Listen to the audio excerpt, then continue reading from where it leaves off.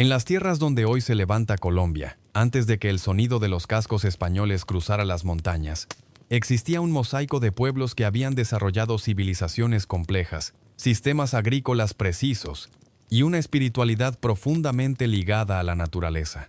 Desde las nieves eternas de la Sierra Nevada hasta los valles fértiles del altiplano cundiboyacense, cada región tenía su propia forma de entender el mundo, y juntas formaban el corazón precolombino de Sudamérica. Bienvenidos a Historia de Países, el canal donde exploramos el origen, las luchas y los secretos de cada nación del planeta. Hoy nos adentramos en la fascinante historia de Colombia, un país de contrastes tan marcados como su propio relieve. Antes de existir como nación, Colombia era una tierra dividida por culturas muy distintas. Los muiscas, que habitaban el altiplano andino, formaban una de las sociedades más avanzadas de la región. Su economía se basaba en la agricultura del maíz y la papa, y su riqueza en la minería de esmeraldas y oro. Pero su verdadero tesoro estaba en su estructura social, una confederación organizada, con jefes llamados cipas y saques, que gobernaban territorios extensos desde Bacatá, la actual Bogotá, y Hunza, hoy Tunja.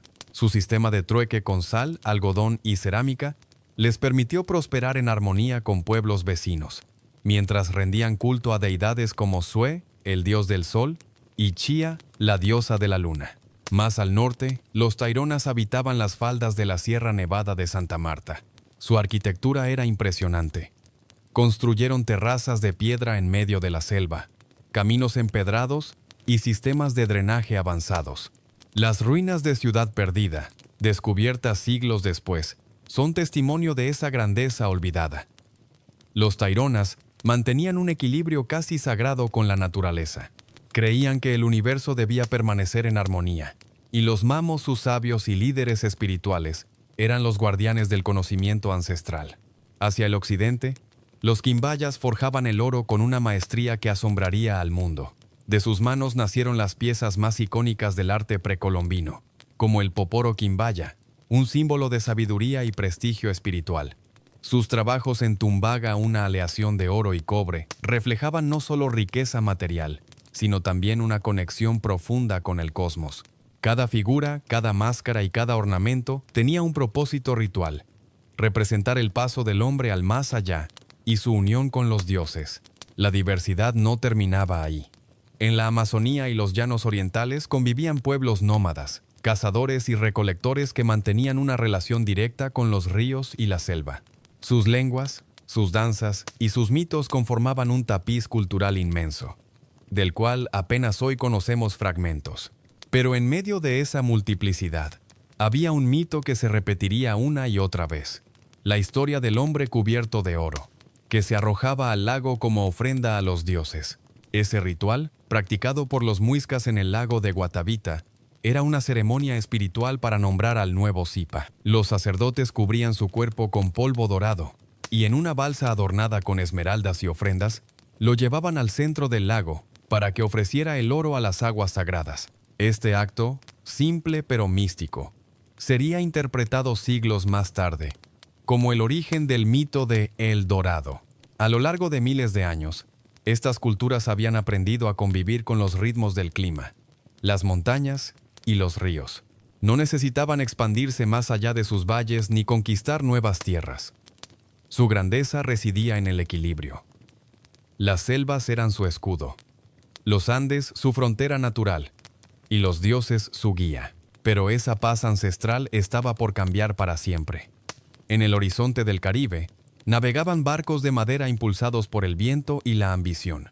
Los ecos del viejo mundo se acercaban, cargados de hierro, pólvora y fe. Nadie lo sabía aún, pero el mito del hombre dorado atraería la mirada de exploradores europeos, desatando una fiebre de conquista que no solo alteraría la historia de estas tierras, sino la del continente entero. Y así, mientras el sol se escondía tras la Sierra Nevada y los sacerdotes taironas encendían sus fuegos rituales, el destino de América del Sur comenzaba a cambiar sin que nadie lo advirtiera.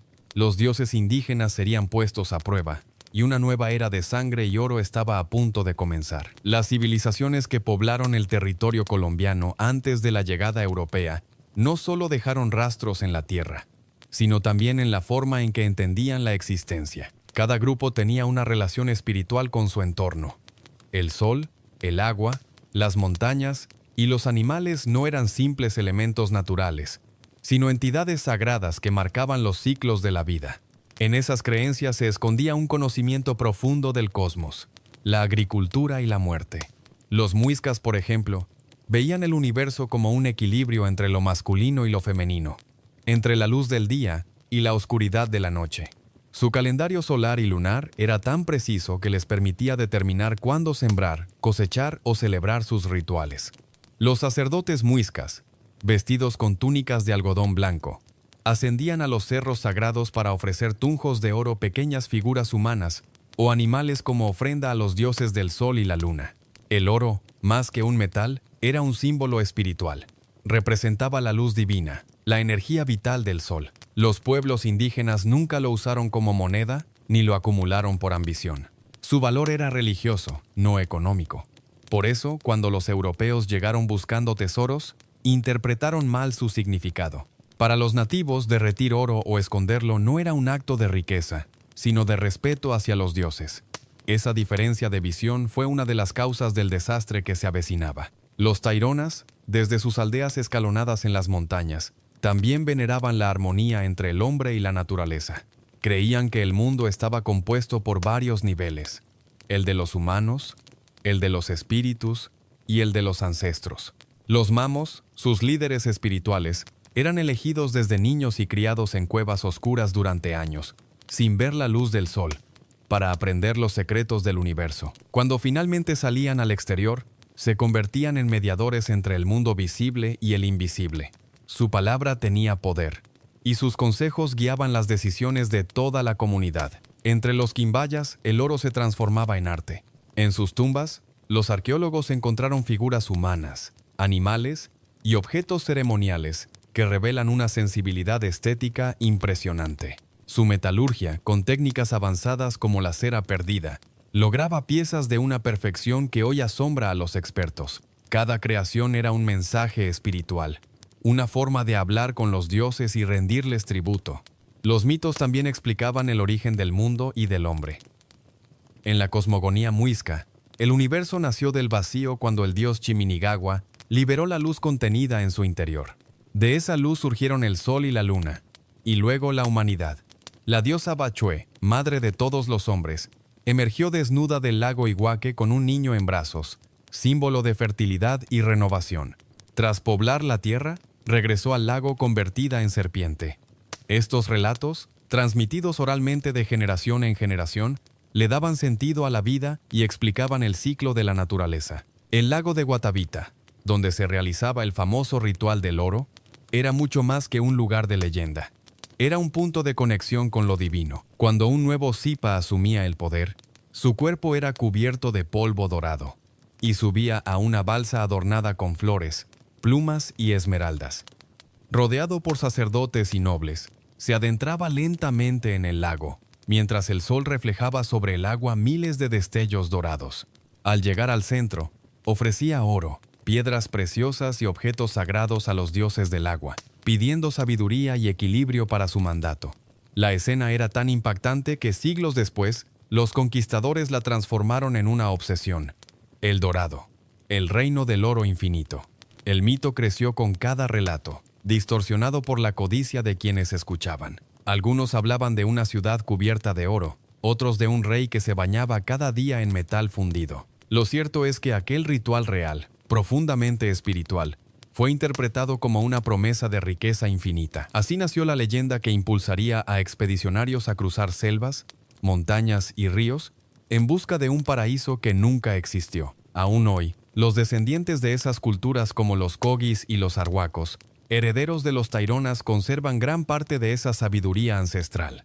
Hablan del mundo como un tejido sagrado que no debe romperse. Para ellos, la tierra no pertenece al hombre, sino que el hombre pertenece a la tierra.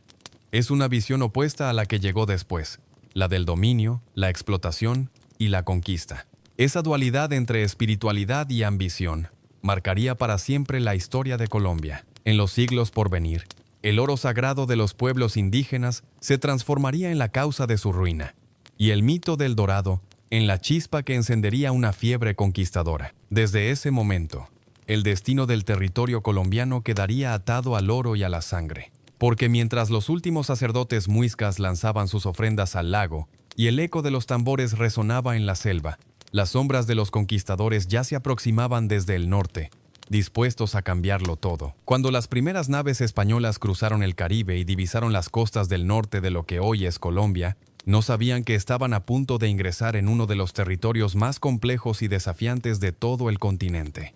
Las montañas, las selvas, los ríos caudalosos y los climas extremos harían de su conquista un infierno dorado. Pero la promesa del oro, el rumor del dorado y la ambición por la gloria los empujaron a internarse cada vez más, convencidos de que estas tierras ocultaban la fortuna que el imperio necesitaba. A comienzos del siglo XVI, las expediciones españolas comenzaron a multiplicarse. Hombres como Rodrigo de Bastidas, Alonso de Ojeda y Juan de la Cosa exploraron las costas caribeñas, fundando los primeros asentamientos y abriendo rutas hacia el interior. En 1525, Santa Marta se convirtió en la primera ciudad fundada oficialmente en territorio colombiano, y pronto le siguieron Cartagena de Indias y Bogotá. Pero detrás de cada fundación había sangre, resistencia indígena, enfermedades y enfrentamientos por el control del territorio. El Caribe colombiano fue el punto de entrada, pero el verdadero desafío estaba más allá de las montañas. Los españoles escuchaban historias sobre un pueblo del altiplano donde los gobernantes se bañaban en oro y lanzaban tesoros a un lago sagrado. Esa era la leyenda que buscaban, y su brillo los enceguecía. En 1537, el conquistador Gonzalo Jiménez de Quesada partió desde Santa Marta con más de 800 hombres rumbo al interior. Cruzaron selvas, pantanos y cordilleras bajo lluvias interminables. De los 800, apenas unos 70 sobrevivieron. Pero lo que encontraron superó sus expectativas. Las aldeas muiscas, organizadas, con caminos, templos y mercados. No encontraron una ciudad de oro, pero sí el esplendor de una civilización que vivía en armonía con la tierra. Jiménez de Quesada se presentó ante los muiscas como un emisario del dios blanco, aunque su llegada fue vista con miedo y confusión. Con engaños y violencia, fue tomando el control del altiplano, capturando al Zipa de Bacatá y saqueando templos y tumbas. El oro sagrado, símbolo de lo divino, se fundía ahora para convertirse en lingotes destinados a España. El choque cultural fue devastador. Las deidades fueron reemplazadas por cruces, los templos por iglesias y los rituales por sermones. El mito del dorado había cumplido su propósito, servir de excusa para una conquista brutal. Mientras tanto, otras expediciones llegaban desde distintas direcciones. Sebastián de Belalcázar subió desde Quito con sus hombres, conquistando el sur y fundando ciudades como Popayán. Desde el norte, Pedro de Heredia avanzaba desde Cartagena, buscando controlar las rutas costeras y el comercio de esclavos. Los conquistadores no solo luchaban contra los pueblos originarios, sino también entre ellos. La codicia generó disputas, juicios y guerras internas por quién tenía derecho a las nuevas tierras. A medida que los españoles avanzaban, los pueblos indígenas fueron desapareciendo o replegándose a zonas inaccesibles.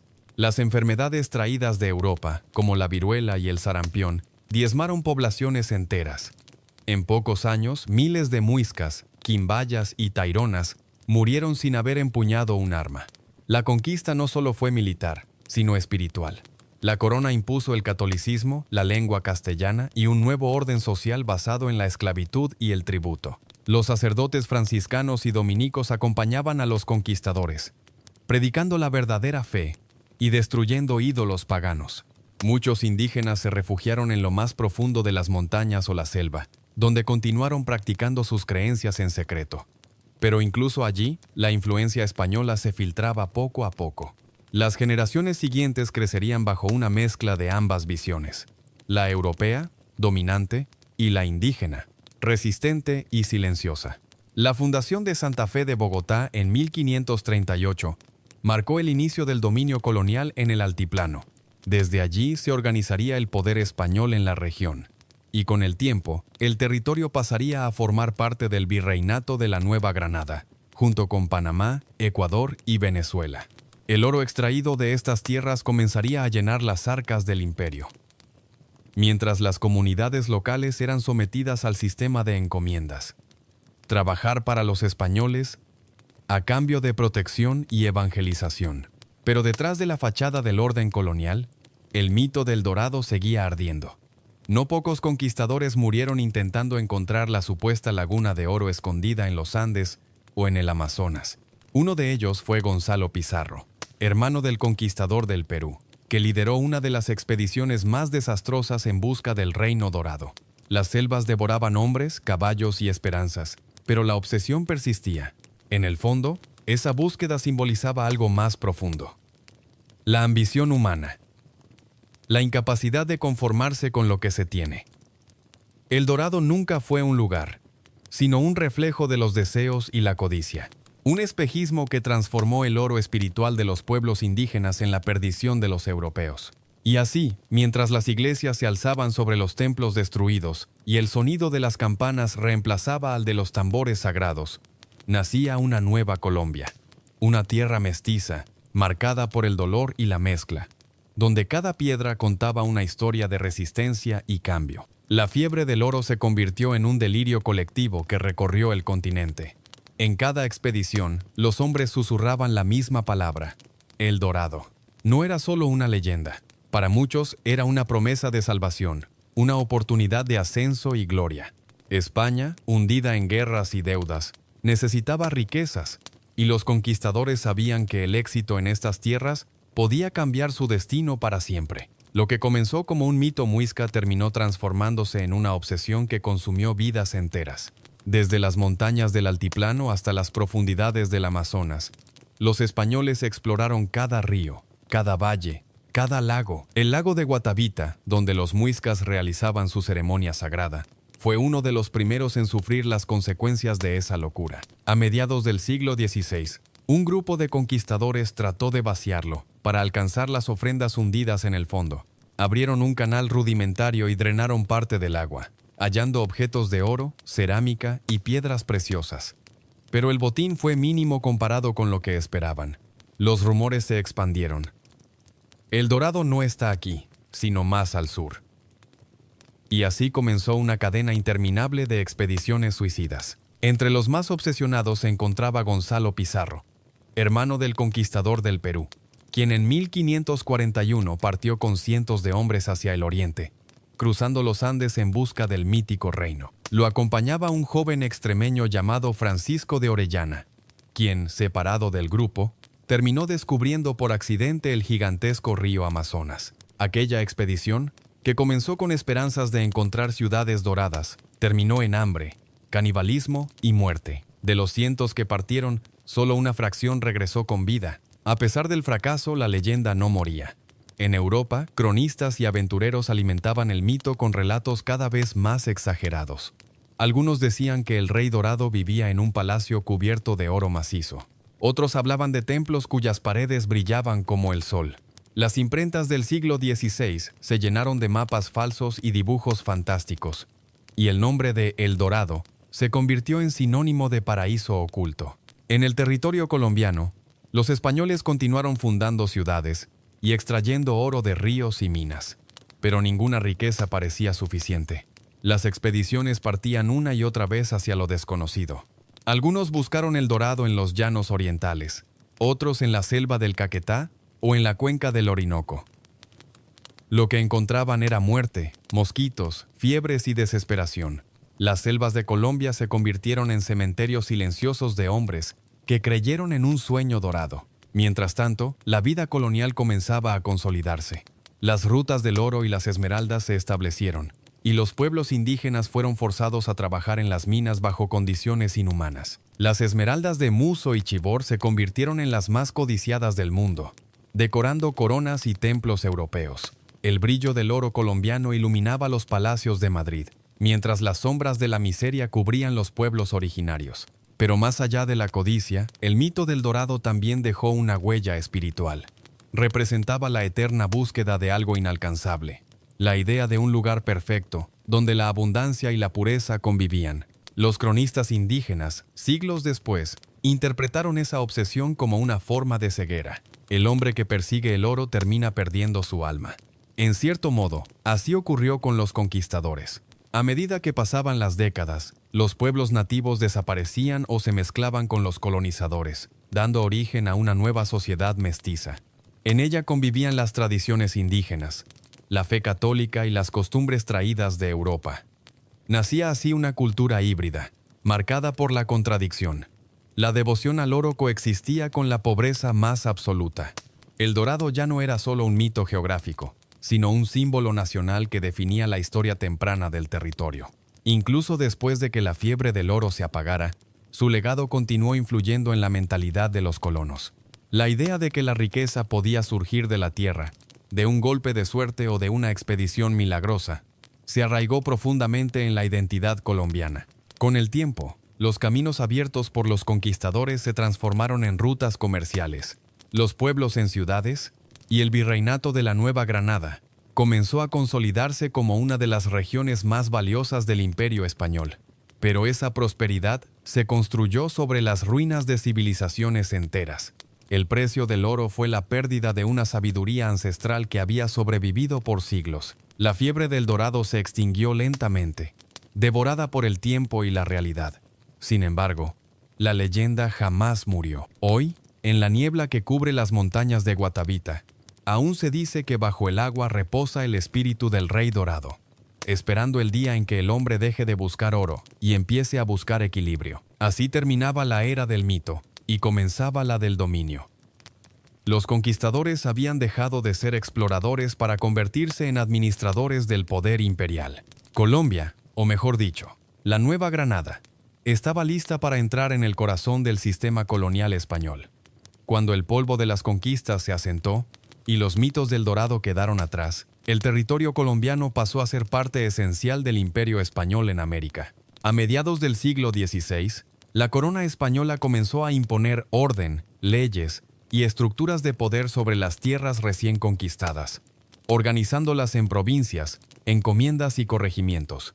El caos de la conquista dio paso a un nuevo sistema, el Virreinato de la Nueva Granada, que comprendía los actuales territorios de Colombia, Ecuador, Panamá y Venezuela. Este fue el corazón político, económico y religioso del norte de Sudamérica, una pieza clave en la maquinaria colonial del imperio.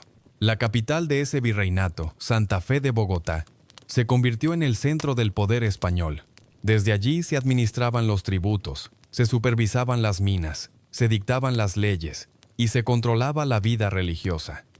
La ciudad crecía con ritmo lento pero firme, levantada con piedra, madera y fe. Iglesias, conventos y colegios brotaban en cada esquina, y las campanas marcaban el paso de los días como si el tiempo mismo dependiera de ellas. El sistema colonial era rígido y jerárquico. En la cúspide estaban los peninsulares españoles nacidos en Europa, seguidos por los criollos españoles nacidos en América, que poco a poco comenzaban a formar una élite local. Más abajo se encontraban los mestizos, los indígenas y los esclavos africanos, que eran la base del trabajo manual y agrícola. Cada grupo tenía su lugar, y moverse en esa estructura era casi imposible. La sociedad estaba diseñada para mantener el poder en manos de unos pocos. Los indígenas, que antes vivían libres en sus comunidades, fueron obligados a trabajar bajo el sistema de encomiendas. Debían pagar tributos en oro, alimentos o trabajo a cambio de protección y evangelización. Era una forma de esclavitud disimulada bajo el manto de la religión. Los abusos eran constantes, jornadas interminables, castigos físicos, enfermedades y despojo de tierras. Muchos pueblos fueron reducidos a aldeas controladas por curas y soldados, mientras otros se extinguieron por completo. La Iglesia Católica jugó un papel central en esta nueva sociedad. No solo controlaba la fe, sino también la educación, la política y la moral. Los misioneros recorrieron las montañas, los llanos y las selvas llevando la cruz, pero también destruyendo los últimos rastros de las creencias indígenas. Sin embargo, la evangelización no fue solo imposición. Con el tiempo, los pueblos nativos mezclaron sus costumbres con el cristianismo, creando una religiosidad mestiza que aún perdura. Las vírgenes y santos fueron reinterpretados como símbolos de antiguas divinidades, y las fiestas patronales conservaron el ritmo de los rituales ancestrales. El oro, las esmeraldas y los productos agrícolas como el cacao y el tabaco comenzaron a fluir hacia Europa. Los galeones partían desde Cartagena de Indias, uno de los puertos más importantes del mundo colonial. La ciudad, rodeada por murallas y fortificaciones, era un punto vital para el comercio y la defensa del imperio. Desde allí, los cargamentos de tesoros se enviaban a España, protegidos por flotas enteras. Cartagena también se convirtió en el principal puerto de entrada de esclavos africanos. Miles de hombres, mujeres y niños eran vendidos como mercancía para trabajar en las minas, los campos o los hogares de los ricos. La vida cotidiana en la colonia era un contraste de luces y sombras. Mientras los criollos ricos asistían a misas solemnes, bailes y tertulias, la mayoría de la población sobrevivía en la pobreza. Los campesinos trabajaban la tierra sin derecho a poseerla. Los indígenas eran explotados y los esclavos apenas conocían la libertad. Sin embargo, en ese mundo desigual, también surgieron nuevas formas de cultura, música, danzas, comidas y costumbres que mezclaban raíces africanas, europeas e indígenas. Esa fusión sería el germen de la identidad colombiana. En el siglo XVII, la educación y las artes comenzaron a florecer lentamente. Se fundaron colegios, universidades y talleres de arte religioso. Los jesuitas, dominicos y franciscanos fueron los responsables de formar a las élites locales. En esos espacios, los criollos empezaron a desarrollar un pensamiento propio, a leer sobre las ideas de la Ilustración europea y a cuestionar el orden establecido. Aunque el control español era férreo, las semillas de la independencia ya comenzaban a germinar en el silencio de las aulas y los claustros. Pero no todo era obediencia. En distintas regiones, los pueblos indígenas y los esclavos se rebelaban contra los abusos. Las sublevaciones eran duramente reprimidas, pero demostraban que el dominio no era absoluto. En el sur, los quillacingas y los paeses resistían. En el norte, comunidades cimarronas formadas por esclavos fugitivos fundaban pueblos libres en las selvas. Uno de los más emblemáticos fue San Basilio de Palenque, el primer asentamiento libre de América, símbolo de resistencia y orgullo afrocolombiano. El virreinato de la Nueva Granada alcanzó su auge en el siglo XVIII, con ciudades cada vez más activas y un comercio en expansión. Sin embargo, las desigualdades seguían marcando el destino del pueblo. Mientras los peninsulares se enriquecían, los criollos veían cómo sus oportunidades se limitaban. Esa tensión, junto con las nuevas ideas de libertad que llegaban desde Europa y Norteamérica, encendería pronto el espíritu revolucionario que cambiaría la historia. El dominio español parecía eterno, pero en las calles de Santa Fe, Popayán y Cartagena empezaban a escucharse murmullos de justicia, de igualdad, de libertad. La chispa estaba encendida, y muy pronto se convertiría en fuego. La vida en el virreinato de la Nueva Granada transcurría entre el esplendor de unos pocos y la miseria de la mayoría. A primera vista, parecía un orden perfecto. Las calles de Santa Fe de Bogotá se llenaban de procesiones religiosas. Los cabildos dictaban leyes en nombre del rey, y las campanas de las iglesias marcaban el ritmo de una sociedad que vivía bajo la mirada de Dios y del monarca. Pero detrás de esa fachada de obediencia, se gestaba algo más profundo, el despertar de una conciencia criolla que pronto desafiaría siglos de dominio. Los criollos, hijos de españoles nacidos en América, eran la nueva generación que sostenía el virreinato. Administraban haciendas, dirigían talleres, ocupaban cargos eclesiásticos y formaban parte de la élite local. Sin embargo, había un límite invisible que no podían cruzar. Los grandes puestos de poder, los honores más altos y las decisiones políticas estaban reservados a los peninsulares, los españoles llegados directamente desde Europa. Esa discriminación generaba un resentimiento silencioso. Se consideraban tan capaces y leales como cualquier peninsular, pero siempre eran tratados como ciudadanos de segunda categoría dentro del propio imperio. Las tensiones sociales eran evidentes. Los criollos empezaron a formar círculos intelectuales y tertulias privadas, donde se discutían las nuevas ideas de libertad, igualdad y soberanía que venían de Francia y de las colonias británicas en América del Norte. Libros prohibidos por la Inquisición circulaban de mano en mano, ocultos entre textos religiosos o mercaderías. Se leían a Rousseau, Voltaire y Montesquieu, y las nociones de pueblo y derechos naturales comenzaban a cobrar fuerza. Mientras tanto, el pueblo llano indígenas, mestizos, mulatos y esclavos seguía viviendo bajo un sistema opresivo. Las desigualdades eran tan grandes que cualquier chispa podía encender la revuelta. Los tributos aumentaban, los abusos de los corregidores eran cada vez más duros, y el comercio estaba controlado por monopolios que beneficiaban solo a los peninsulares. Los campesinos pagaban impuestos por producir, por vender y hasta por existir. En ese contexto de injusticia, surgieron rebeliones espontáneas que anunciaban que algo estaba por cambiar. Una de las más importantes fue la rebelión de los comuneros en 1781. Estalló en el pueblo de Socorro, cuando un grupo de comerciantes y campesinos se negó a pagar nuevos impuestos sobre el tabaco y el aguardiente. Lo que comenzó como una protesta económica se transformó en un movimiento político que unió a miles de personas. Hombres y mujeres marcharon hacia Santa Fe exigiendo la abolición de los tributos y la destitución de los funcionarios corruptos. Fue un levantamiento popular sin precedentes, una demostración de que el pueblo podía organizarse sin el permiso del rey. Aunque la rebelión fue finalmente sofocada mediante engaños y promesas incumplidas, su eco quedó grabado en la memoria colectiva como el primer gran grito de dignidad en la historia colombiana. En los años siguientes, la tensión siguió creciendo. La Ilustración había sembrado la idea de que el conocimiento era poder, y las universidades coloniales se convirtieron en focos de pensamiento crítico. En los claustros jesuitas, los estudiantes debatían sobre los derechos del hombre y el concepto de nación. Algunos sacerdotes comenzaron a predicar no solo el evangelio, sino también la justicia social. Las ideas revolucionarias ya no eran solo cosa de intelectuales. Se filtraban en los mercados, en los talleres, en las calles. La iglesia, aunque poderosa, también empezaba a dividirse.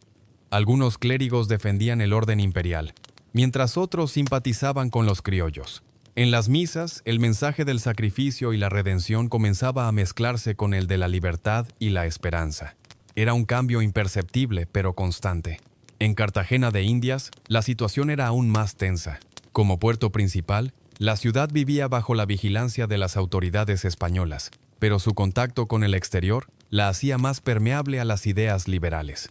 Marineros, comerciantes y viajeros traían noticias de revoluciones, independencias y repúblicas nacientes. En los cafés y plazas se comentaban los acontecimientos de Europa, especialmente la caída de los reyes y el surgimiento de nuevas formas de gobierno.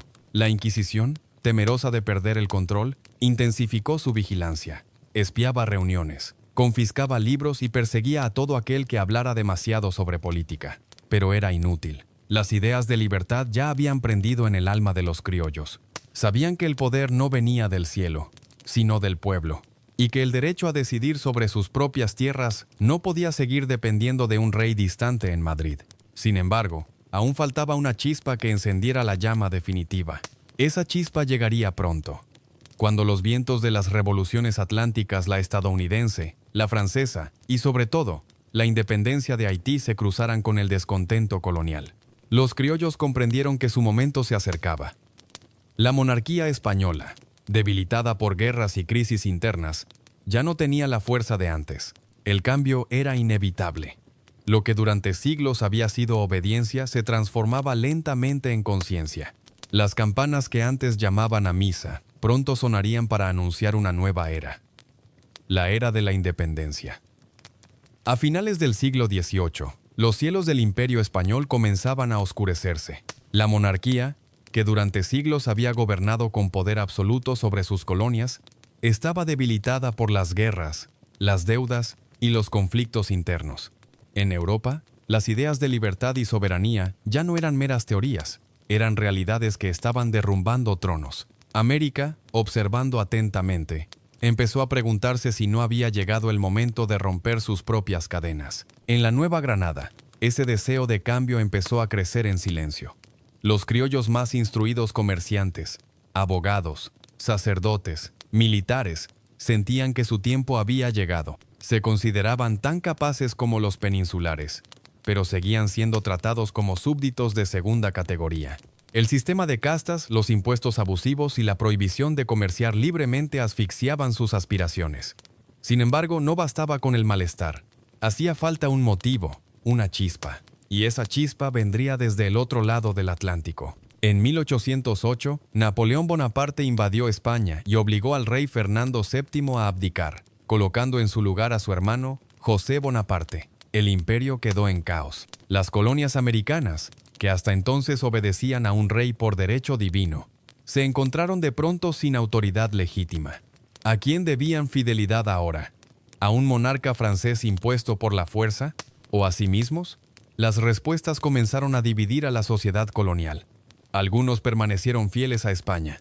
Otros vieron la oportunidad perfecta para liberarse. En Santa Fe de Bogotá, las tensiones aumentaban. Las tertulias criollas se multiplicaban, disfrazadas de reuniones culturales o científicas. Pero todos sabían lo que se discutía allí: independencia. Uno de esos grupos, conocido como el Observatorio Astronómico, dirigido por Francisco José de Caldas, reunía a hombres ilustrados que, bajo el pretexto de estudiar las estrellas, hablaban del destino político de su tierra. El 20 de julio de 1810, una simple discusión en una tienda de la capital se transformó en un huracán.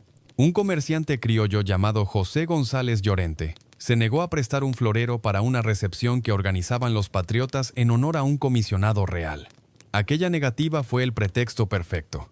En cuestión de minutos, la multitud salió a las calles gritando: «¡Viva el rey Fernando VII y muera el mal gobierno!». Aunque el grito parecía leal al monarca, en el fondo escondía una declaración de independencia disfrazada. Así comenzó lo que más tarde se recordaría como el grito de independencia de Colombia. Ese día, el pueblo tomó el control de Santa Fe y formó una junta de gobierno autónoma.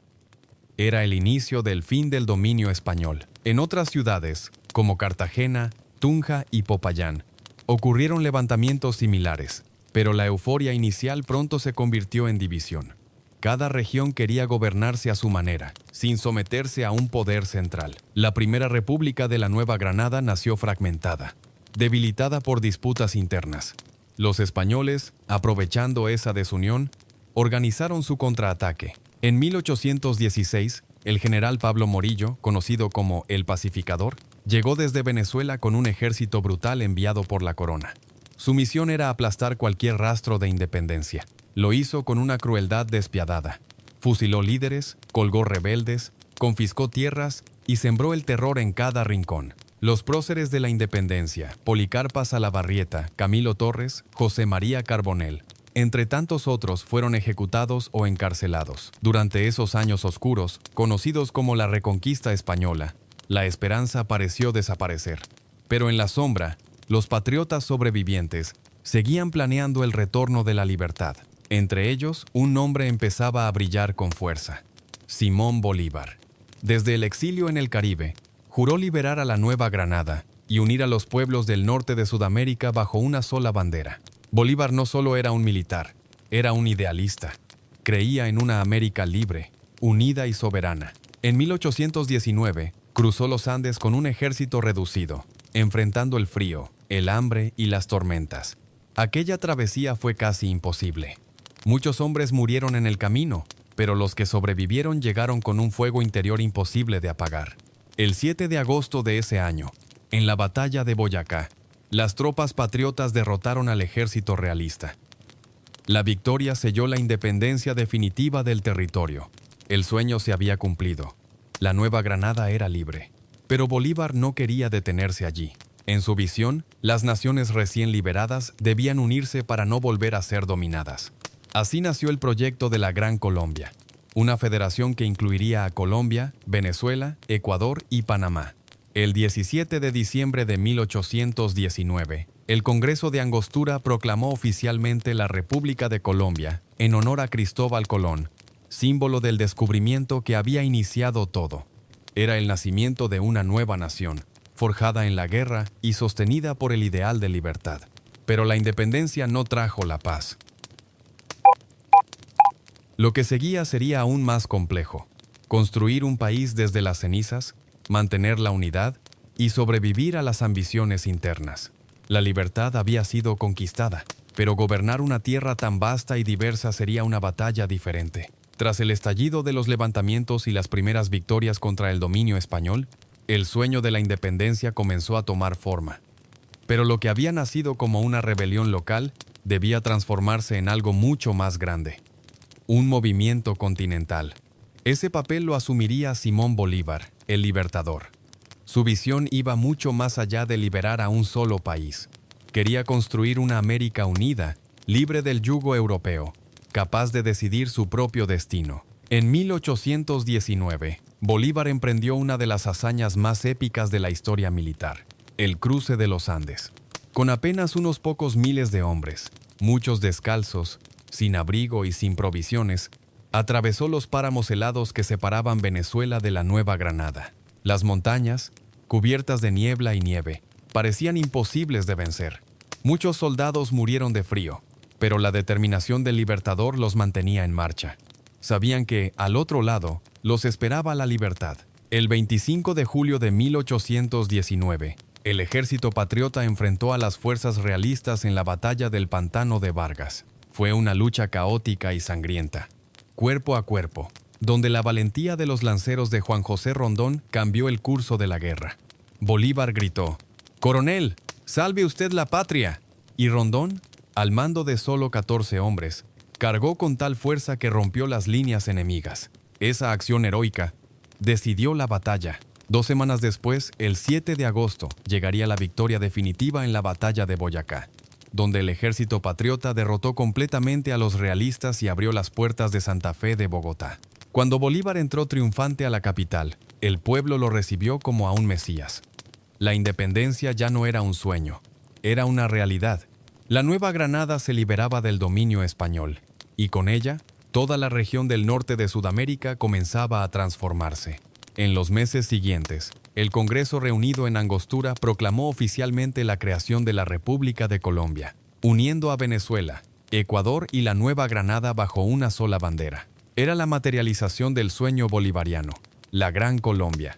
Bolívar fue nombrado presidente, y Francisco de Paula Santander, vicepresidente. Ambos compartían el mismo ideal de libertad, pero con visiones distintas. Bolívar era un soñador, un idealista que creía en un gobierno fuerte y centralizado. Santander, en cambio, defendía la ley, la educación y las instituciones. Esa diferencia, aunque aún silenciosa, sería el germen de futuras divisiones. La capital de la nueva república se estableció en Bogotá, y pronto comenzaron las tareas de organización. Se dictaron leyes, se abolieron privilegios coloniales y se sentaron las bases de un nuevo Estado. Sin embargo, la unidad era más simbólica que real.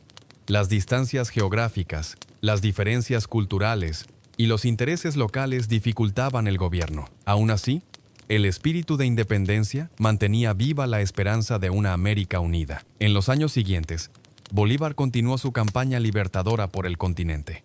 Cruzó los Andes una vez más, esta vez hacia el sur, y liberó Quito y Perú. Su influencia se extendía como un fuego imparable. En 1824, la victoria en la batalla de Ayacucho, comandada por Antonio José de Sucre, selló la independencia de toda Sudamérica. El dominio español había terminado. América era libre, pero con la victoria también llegó el desencanto. Gobernar era más difícil que luchar. Las provincias de la Gran Colombia, Venezuela, Ecuador y la Nueva Granada comenzaban a mostrar desconfianza entre sí. Las regiones tenían costumbres, economías y ambiciones distintas. Mientras algunos soñaban con una federación igualitaria, otros querían gobiernos autónomos. Bolívar, desesperado por mantener la unidad, asumió poderes extraordinarios y promovió una nueva constitución más autoritaria, convencido de que solo un liderazgo fuerte podría sostener el proyecto continental. Sin embargo, sus decisiones fueron vistas por muchos como una traición a los ideales republicanos. Las tensiones con Santander aumentaron hasta volverse irreconciliables. En Venezuela, José Antonio Páez se rebeló y declaró la independencia de su territorio en 1829. Poco después, Ecuador siguió el mismo camino. El sueño de la Gran Colombia se desmoronaba. Bolívar, enfermo y decepcionado, pronunció una frase que quedaría grabada para siempre en la historia: «He arado en el mar». En 1830, abandonó el poder y partió hacia la costa, enfermo y exhausto. Murió ese mismo año, en Santa Marta, sin patria ni fortuna, pero con un legado inmortal. Había liberado un continente, pero su sueño de unidad no sobrevivió. La Gran Colombia se disolvió, y de sus restos nacieron las repúblicas de Colombia, Venezuela, Ecuador y Panamá. A pesar del fracaso político, el espíritu bolivariano quedó profundamente arraigado en el alma del pueblo colombiano. Su figura se convirtió en símbolo de libertad y sacrificio, y su nombre en sinónimo de independencia. Cada plaza, cada monumento, cada billete llevaría su rostro como recordatorio de que, incluso cuando los sueños se rompen, su eco puede cambiar la historia. La independencia había sido conquistada, pero la verdadera nación aún estaba por construirse. En los años siguientes, Colombia enfrentaría su prueba más dura: aprender a gobernarse a sí misma.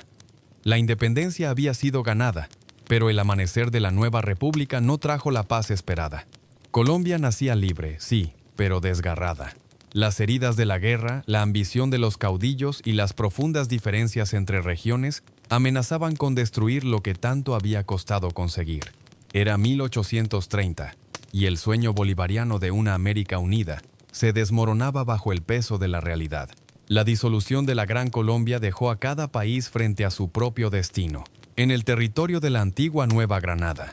Los criollos, militares y políticos, comenzaron a discutir cuál debía ser el rumbo del nuevo Estado. La pregunta era enorme: ¿cómo gobernar una nación naciente formada por montañas, selvas, llanos y pueblos tan distintos entre sí? ¿Cómo unificar bajo una sola bandera a indígenas, mestizos, blancos y afrodescendientes después de siglos de desigualdad? Tras la muerte de Bolívar, la figura que tomó protagonismo fue la de Francisco de Paula Santander, considerado el hombre de las leyes. Santander, pragmático y disciplinado, entendía que la libertad no podía sostenerse sin instituciones fuertes. Durante su gobierno se redactó una nueva constitución, se reorganizaron los ministerios y se fundaron escuelas, universidades y tribunales. Creía en la educación como base del progreso y en la ley como límite para el poder militar. Pero el país no encontraba estabilidad.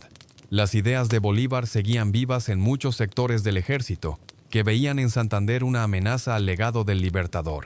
El resultado fue un clima político dividido: centralistas contra federalistas, liberales contra conservadores, ideales enfrentados que marcarían el destino de Colombia durante más de un siglo.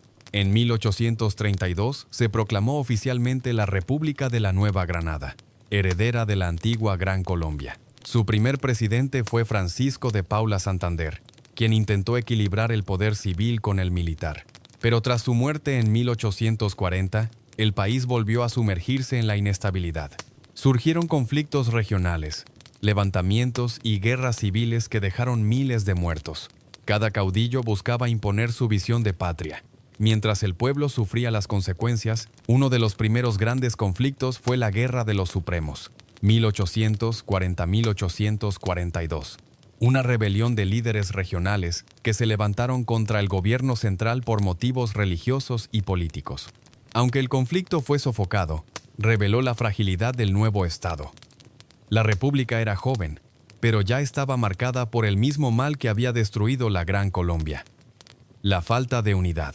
A mediados del siglo XIX, la política colombiana se dividió definitivamente entre liberales y conservadores. Los liberales, inspirados en las ideas de progreso y libertad individual, promovían la educación laica, la reducción del poder de la Iglesia y la modernización económica. Los conservadores, en cambio, defendían la tradición, la fe católica y un Estado fuerte que protegiera el orden social. Esa confrontación no era solo política, era cultural y moral. Cada facción veía a la otra como una amenaza existencial, y los enfrentamientos se volvieron cada vez más violentos. Entretanto, el país intentaba desarrollarse. Las ciudades crecían lentamente, se abrían caminos comerciales, y Bogotá, Medellín y Cartagena empezaban a perfilarse como centros urbanos de influencia. Pero la mayor parte del territorio seguía rural y aislado. Las montañas y los ríos dificultaban la comunicación entre regiones, lo que fortalecía el poder local de los caudillos. En medio de esa fragilidad, surgieron intentos de reorganizar la nación. En 1858, se fundó la Confederación Granadina, un experimento federalista que buscaba dar mayor autonomía a las provincias. Sin embargo, las tensiones continuaron, y solo 4 años después, en 1863, tras una nueva guerra civil, se promulgó una nueva constitución que dio origen a los Estados Unidos de Colombia. Era una república federal, con gobiernos regionales fuertes y un poder central débil. Durante ese período, los liberales dominaron la política, impulsando reformas profundas, separación de la Iglesia y el Estado, libertad de prensa, abolición de la esclavitud y apertura del comercio internacional. Aunque progresistas en el papel, esas reformas también generaron resistencia, especialmente en las zonas rurales y conservadoras, donde la fe y la tradición seguían siendo el corazón de la vida cotidiana. Pero a pesar del caos, algo comenzaba a tomar forma: una identidad nacional. El pueblo colombiano, acostumbrado a resistir, empezaba a reconocerse en sus paisajes, en su diversidad y en su idioma común. La literatura y el arte florecían, dando voz a una nueva generación que buscaba entender quiénes eran y qué significaba ser colombiano. En 1886, tras décadas de inestabilidad, el péndulo volvió al lado conservador. Se promulgó una nueva constitución, una de las más duraderas en la historia del país, y se restauró el nombre oficial de República de Colombia. Con ella, el país adoptó un sistema centralista, reforzó el papel de la Iglesia y estableció una autoridad más firme. Era el fin de los experimentos federales y el comienzo de una era más estructurada, aunque no necesariamente más pacífica. El siglo XIX colombiano fue una mezcla de gloria y dolor. La independencia había traído la libertad, pero también el desafío de construir un país sobre las ruinas del antiguo imperio. Entre guerras, reformas y sueños incumplidos, Colombia aprendía a ser nación. La república estaba en marcha, pero su historia aún estaba lejos de encontrar calma. En el siglo XX, el país entraría en una etapa decisiva: la modernización, los conflictos sociales y una violencia que marcaría generaciones enteras. Hacia finales del siglo XIX, Colombia comenzaba a dejar atrás el caos de las guerras civiles para intentar consolidarse como un Estado sólido. La promulgación de la Constitución de 1886, impulsada por el líder conservador Rafael Núñez, marcó un punto de inflexión en la historia del país. Con ella se ponía fin al modelo federal de los Estados Unidos de Colombia y se instauraba una república centralista y unitaria, más estable en apariencia, pero también más rígida y autoritaria. Núñez, junto a Miguel Antonio Caro, diseñó una Carta Magna que otorgaba un papel preponderante a la Iglesia Católica y fortalecía al gobierno central sobre las provincias.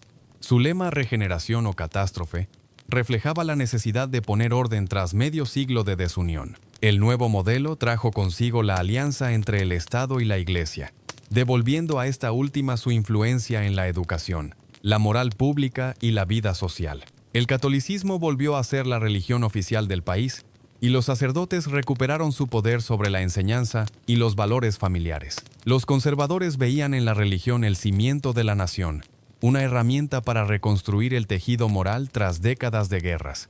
Para muchos, era un regreso a la estabilidad. Para otros, una traición a los ideales liberales de libertad y progreso. Durante los primeros años de esta nueva república, el país experimentó un relativo orden. Se mejoraron caminos, se reorganizó la administración pública y se impulsó el comercio con Europa y Estados Unidos. Sin embargo, bajo esa calma aparente se escondían tensiones latentes. Los liberales no habían desaparecido, seguían activos, marginados del poder, esperando su oportunidad. Además, la desigualdad social seguía siendo abismal. La mayoría de la población, especialmente campesinos e indígenas, continuaba viviendo en la pobreza, sin acceso a la tierra ni a la educación. En ese contexto, el progreso material avanzaba lentamente. Las ciudades de Bogotá, Medellín y Barranquilla empezaron a crecer, surgiendo industrias incipientes, bancos y ferrocarriles. Las exportaciones de café se convirtieron en el motor económico del país, marcando el inicio de la llamada República del Café. Colombia comenzaba a integrarse en la economía global, y el café se transformó en símbolo nacional, el producto que unía a miles de familias campesinas y a la vez sostenía las finanzas del Estado. Pero la estabilidad volvió a romperse en el cambio de siglo. En 1899, estalló una de las guerras más sangrientas de la historia del país, la Guerra de los 1000 días. El conflicto enfrentó nuevamente a liberales y conservadores y dejó más de 100.000 muertos. Fue una guerra devastadora, marcada por hambrunas, epidemias y la ruina de pueblos enteros. Cuando finalmente terminó en 1902, Colombia estaba exhausta, empobrecida y moralmente rota. Y apenas un año después, llegó un golpe más, la separación de Panamá en 1903.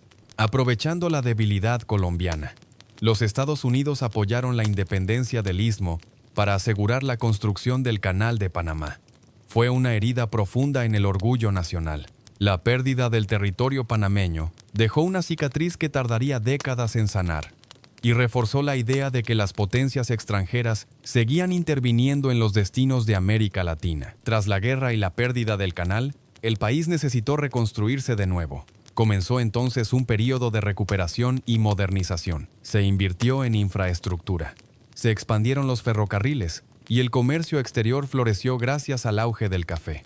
Las grandes haciendas cafetaleras prosperaron, especialmente en el eje cafetero y en Antioquia, generando una clase media rural que daría cierta estabilidad económica al país durante las siguientes décadas. Sin embargo, la paz era relativa.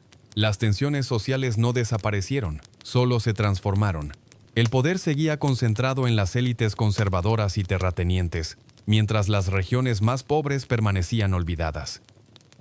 La educación era un privilegio, y los trabajadores carecían de derechos laborales. El contraste entre el progreso de las ciudades y la miseria del campo comenzaba a marcar un nuevo tipo de conflicto, el social. En las primeras décadas del siglo XX, la política colombiana giró en torno al dominio conservador. Los presidentes de ese periodo impulsaron la consolidación del Estado, pero también mantuvieron un control férreo sobre la oposición. La prensa liberal fue censurada en varios momentos, y las elecciones, aunque regulares, estaban lejos de ser libres. La estabilidad del régimen conservador dependía más del control que del consenso.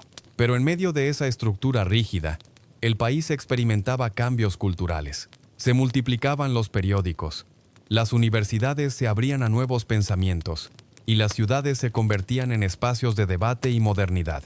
La literatura y el arte comenzaban a reflejar una identidad nacional más definida, marcada por la mezcla de tradiciones indígenas, africanas y europeas. El siglo XIX había sido el siglo de las guerras y las constituciones. El siglo XX sería el de los conflictos sociales y la búsqueda de equidad. Colombia ya no era una tierra fragmentada, pero todavía no había encontrado su equilibrio. La república sobrevivía, a veces por la fuerza, a veces por la fe, y siempre con una esperanza silenciosa, la de poder vivir algún día en verdadera paz. La disolución de la Gran Colombia fue más que el final de un experimento político. Fue una fractura emocional y simbólica en toda América del Sur. Aquel sueño de Simón Bolívar, de una sola patria continental, se quebró bajo el peso de los egoísmos regionales, las diferencias económicas y las ambiciones personales. La utopía de una América unida se desvanecía, y en su lugar emergían repúblicas jóvenes, inseguras y enfrentadas entre sí. Para Colombia, aquella separación fue un parto doloroso. De las ruinas del ideal bolivariano nacería su verdadera identidad nacional. Todo comenzó con tensiones internas que se habían gestado desde el triunfo de la independencia. La Gran Colombia, creada en 1819, reunía bajo un mismo gobierno a lo que hoy son Colombia, Venezuela, Ecuador y Panamá. Un territorio inmenso con regiones muy distintas. Bogotá, designada capital, era vista por muchos venezolanos y ecuatorianos como un centro de poder lejano y elitista. Las decisiones que se tomaban allí no siempre reflejaban las necesidades de las provincias, y el sentimiento de desigualdad creció rápidamente. El Libertador, convertido en presidente vitalicio, intentó mantener la unidad con mano firme. Su ideal de un gobierno central fuerte chocaba con las aspiraciones de autonomía de las regiones. Las rivalidades políticas se intensificaron. De un lado, los centralistas, que apoyaban el liderazgo de Bolívar y su visión unificadora. Del otro, los federalistas, que seguían a Francisco de Paula Santander y defendían una república más descentralizada, con gobiernos locales fuertes. Esa grieta política y personal entre ambos líderes terminaría siendo irreparable. En 1828, las tensiones llegaron a su punto máximo. Bolívar, temiendo la desintegración, disolvió el Congreso y asumió poderes dictatoriales, convencido de que solo una autoridad fuerte podía salvar la Unión. Pero el remedio fue peor que la enfermedad. Su decisión provocó descontento en todos los frentes, y hasta un intento de asesinato conocido como la Conspiración Septembrina, del cual logró escapar por poco. Desde ese momento, El sueño de la Gran Colombia comenzó a tambalearse. Venezuela fue la primera en separarse. En 1829, bajo el liderazgo de José Antonio Páez, declaró su independencia del gobierno central de Bogotá. Ecuador siguió el mismo camino poco después. Y Panamá, aunque permanecería unida por un tiempo más, también comenzaría a distanciarse. Para 1830, la Gran Colombia era historia. Bolívar, abatido y enfermo, escribió su célebre frase: «América es ingobernable para nosotros. He arado en el mar y sembrado en el viento». Ese mismo año, el Libertador partió hacia Santa Marta, donde moriría en soledad, sin patria ni poder. Su cuerpo fue velado en una modesta hacienda frente al mar Caribe, lejos de la gloria y las multitudes. La república que había soñado no existía más, pero en las montañas, en los valles y en el alma de los pueblos, su nombre se transformó en mito. Bolívar se convirtió en símbolo eterno de la lucha por la libertad. Tras la disolución, los territorios de la antigua Nueva Granada tuvieron que reinventarse. En 1831 se proclamó el Estado de la Nueva Granada, primer paso hacia la Colombia moderna. Era una nación naciente, con profundas heridas y desafíos gigantescos. Las provincias comenzaron a reorganizar su administración. Se redactaron nuevas leyes y se buscó, por primera vez, una identidad propia. El poder pasó a manos de civiles, y Francisco de Paula Santander, desde su retorno del exilio, se convirtió en figura clave de esa reconstrucción. Pero el camino no fue fácil. La Nueva Granada heredó los mismos males que habían destruido la Gran Colombia: desconfianza entre regiones, luchas de poder y una débil economía. El campo estaba devastado por años de guerra, el comercio era escaso y las finanzas públicas estaban en ruinas. Aún así, la sociedad comenzaba a cambiar. Una nueva generación de líderes jóvenes, formados bajo la influencia de las ideas liberales, quería construir un país distinto, más justo y más moderno. La independencia definitiva había llegado, pero la verdadera batalla apenas comenzaba: la de crear una nación capaz de sostenerse sin el ideal bolivariano. En medio de esa transición, se fueron consolidando los cimientos del Estado colombiano, con sus instituciones, sus símbolos y su propio nombre. A medida que la Nueva Granada maduraba, se empezaba a reconocer algo esencial. Aunque la Gran Colombia había muerto, su espíritu seguía vivo en la memoria de los pueblos. A lo largo del siglo XIX, ese legado se transformó en orgullo. Bolívar y Santander, enemigos en vida, se convirtieron juntos en los padres fundadores del país. Sus retratos presidían escuelas, cuarteles e instituciones. El ideal de unidad continental que alguna vez pareció imposible, se convirtió en un mito nacional, un sueño que Colombia mantendría en su corazón como una promesa inacabada. De las cenizas del fracaso nació una nación que aprendió a mirar hacia adentro. Ya no era parte de un imperio ni de una confederación. Era un país con su propia voz, su propia geografía y su propio destino. Colombia comenzaba a existir de verdad.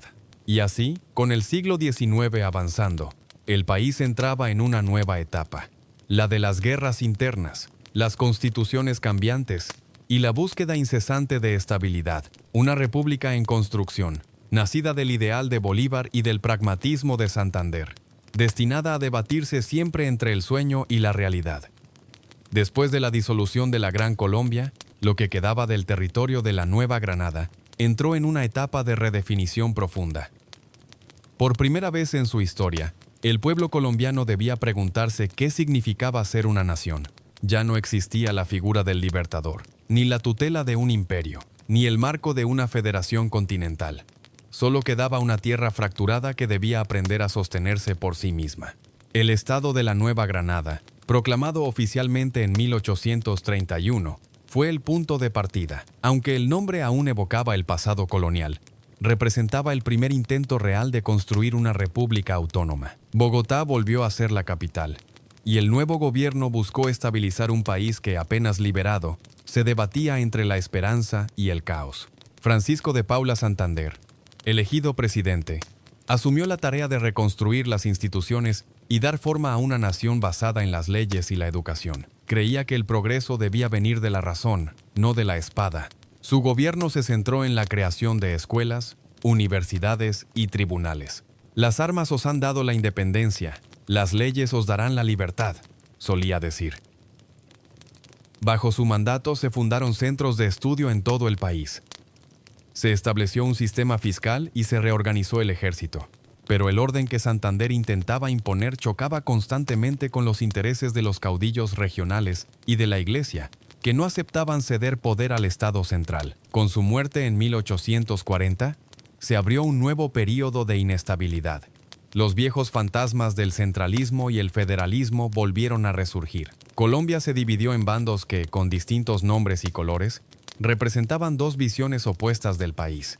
Los conservadores, herederos del pensamiento bolivariano, defendían la autoridad, la tradición y la religión como pilares del orden. Los liberales, inspirados en las ideas europeas, proponían libertad de prensa, educación laica y autonomía regional. Lo que comenzó como un debate ideológico pronto se convirtió en una guerra abierta. Las décadas siguientes fueron un vaivén constante de reformas, revoluciones y constituciones. En 1853, los liberales lograron aprobar una Carta Magna progresista que incluía derechos ciudadanos avanzados para la época, incluso el voto masculino universal, algo casi inédito en América Latina. Pero su aplicación fue breve. Los conservadores retomaron el poder y revirtieron muchos de esos cambios. En 1858, proclamaron la Confederación Granadina, una república federal con amplio poder para las provincias. Sin embargo, esa autonomía también alimentó nuevas rivalidades entre regiones. Solo 5 años después, en 1863, los liberales, liderados por Tomás Cipriano de Mosquera, impusieron otra constitución, aún más radical, la de los Estados Unidos de Colombia. Este nuevo modelo estableció un sistema casi confederal, con estados independientes y un gobierno central débil. Cada región tenía su propio ejército, sus propias leyes y hasta su propia moneda. En el papel parecía el triunfo de la libertad. En la práctica, era un país fragmentado, difícil de gobernar. El poder oscilaba constantemente entre las dos facciones, y con cada cambio, el país se reinventaba. Pero esa inestabilidad política también moldeó algo más duradero, una identidad colectiva marcada por la resistencia. Los colombianos se acostumbraron a sobrevivir al caos, a levantarse una y otra vez sobre los escombros de sus propios conflictos. En medio de las guerras y los discursos, el pueblo seguía construyendo. Cultivaba café, criaba ganado, comerciaba y poco a poco tejía su propio sentido de pertenencia. Hacia finales del siglo XIX, la situación se volvió insostenible. La economía se recuperaba lentamente gracias al comercio del café, pero la estructura política era un laberinto de contradicciones. Las provincias actuaban como países independientes. Los conflictos entre liberales y conservadores continuaban, y la autoridad central era débil. En ese contexto, el líder conservador Rafael Núñez emergió con un mensaje contundente: regeneración o catástrofe. Su proyecto buscaba poner fin al caos mediante una nueva constitución que fortaleciera el Estado y restableciera el orden. Así, en 1886, nació oficialmente la República de Colombia. El país recuperó un nombre que evocaba el ideal original de Bolívar, pero bajo un modelo completamente distinto. El nuevo Estado era centralista, católico y jerárquico. La Constitución de 1886 estableció una autoridad fuerte, consolidó el papel de la Iglesia en la educación y restringió las libertades individuales en nombre de la estabilidad. Aunque criticada por muchos liberales, logró algo que ninguna anterior había conseguido: durar. Se mantendría vigente por más de un siglo, moldeando la vida política y social del país. Con esa constitución, Colombia encontró finalmente una estructura que le permitió proyectarse hacia el futuro, aunque a costa de la diversidad política y de la participación popular. Las heridas del pasado seguían abiertas, pero el país comenzaba a reconocerse a sí mismo como una república coherente, con fronteras definidas, instituciones sólidas y una identidad nacional en formación. El sueño de la Gran Colombia había muerto, pero de sus ruinas surgió un nuevo propósito: ser una nación independiente, libre y soberana, forjada en la adversidad. Colombia por fin había encontrado su forma definitiva. El siglo XIX fue una época turbulenta en la historia de Colombia, un periodo en el que el país, ya libre del dominio español, se vio obligado a enfrentarse a sí mismo. La independencia había dejado cicatrices profundas, una nación dividida entre ideales opuestos, clases sociales desiguales y una geografía que, lejos de unir, parecía separar. Entre montañas, selvas y llanuras, los pueblos colombianos construían sus vidas bajo el eco de las guerras y la promesa inacabada de la libertad. Las luchas políticas se convirtieron en el pulso constante del siglo. Liberales y conservadores, más que partidos, representaban dos formas distintas de entender el país. Los conservadores veían en la religión, la tradición y el orden la base de una sociedad estable. Los liberales, en cambio, soñaban con la modernidad, la educación laica, el comercio libre y el progreso científico. Ambas visiones eran legítimas, pero inconciliables. Esa confrontación ideológica no se limitaba al discurso. Se combatía con fusiles, machetes y proclamas, transformando el territorio en un tablero de guerra. El campesino del altiplano, el comerciante costeño, el minero antioqueño o el artesano bogotano no luchaban solo por un color político, sino por una forma de vida. Para unos, el liberalismo era una amenaza al orden religioso que daba sentido a la existencia. Para otros, el conservadurismo era una cadena que impedía el avance del país. Así nació una sucesión interminable de conflictos. La Guerra de los Supremos, 1840. La Guerra Civil de 1851, la de 1860 hasta 62, y finalmente la devastadora Guerra de los 1000 días, que cerraría el siglo con sangre. En medio de este caos, la nación intentaba desarrollarse. Bogotá se consolidaba como el centro político e intelectual del país, mientras Antioquia vivía un auge económico gracias a la minería y al cultivo del café. Medellín, en particular, comenzaba a transformarse en una ciudad próspera, impulsada por una mentalidad emprendedora que más tarde la convertiría en símbolo del progreso colombiano. En la costa, Cartagena y Barranquilla eran puertas al mundo, conectando a Colombia con Europa y el Caribe a través del comercio marítimo. Sin embargo, la desigualdad social se mantenía como una herida abierta. La riqueza se concentraba en pocas manos, mientras el campo seguía dominado por el latifundio. Los campesinos, sin tierra ni derechos, eran utilizados como carne de cañón en las guerras políticas. Muchos ni siquiera comprendían los ideales por los que se luchaba, pero eran reclutados o forzados por los caudillos locales. Cada guerra dejaba pueblos arrasados, cosechas destruidas y familias enteras condenadas al hambre. Entretanto, la Iglesia Católica mantenía su influencia. Era más que una institución religiosa, era el eje moral y educativo de la sociedad.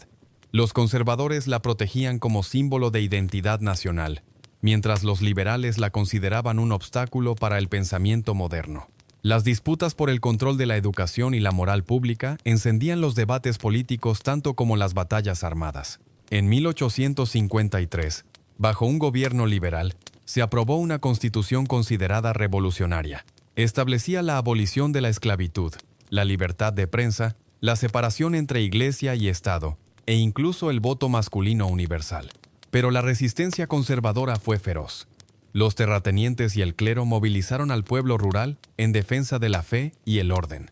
Y los conflictos volvieron a estallar. Uno de los líderes más influyentes de esa época fue Tomás Cipriano de Mosquera, un militar liberal que alternaba entre la diplomacia y la guerra. En 1861, derrotó al gobierno conservador y proclamó los Estados Unidos de Colombia, una república federal donde cada estado tenía amplia autonomía.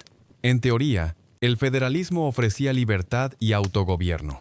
En la práctica, fomentó aún más divisiones regionales.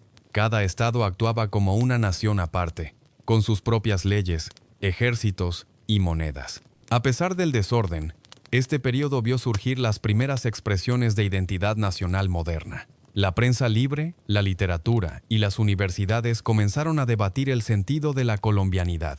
Escritores como José Eusebio Caro, Rafael Pombo y Jorge Isaacs, autor de María, una de las novelas más emblemáticas del romanticismo latinoamericano, dieron forma a una sensibilidad nacional que reflejaba tanto la belleza del paisaje como la melancolía de su historia. El siglo XIX también fue el del café. Su cultivo se expandió por las montañas del centro del país, convirtiéndose en el principal producto de exportación. Miles de familias campesinas comenzaron a vivir de él, y el aroma del café se convirtió en sinónimo de trabajo, esperanza y futuro. Con el tiempo, el grano no solo sostuvo la economía, sino que definió parte de la identidad cultural de Colombia. Sin embargo, las guerras no cesaban. La Guerra de los Mil Días, 1890 y 9902, fue la más cruel de todas. Más de 100.000 muertos, hambre, epidemias y destrucción. Fue una guerra que desgarró al país y marcó el final de una era. Al terminar, los colombianos estaban agotados física y moralmente. Querían paz, aunque no sabían cómo alcanzarla. En 1903, cuando Panamá se separó definitivamente, la herida se hizo más profunda. La pérdida del Istmo fue un golpe a la dignidad nacional, un recordatorio de lo frágil que seguía siendo la República. Pero también sirvió como punto de inflexión. Colombia entendió que debía mirar hacia adentro, reconstruirse y buscar un equilibrio entre tradición y progreso.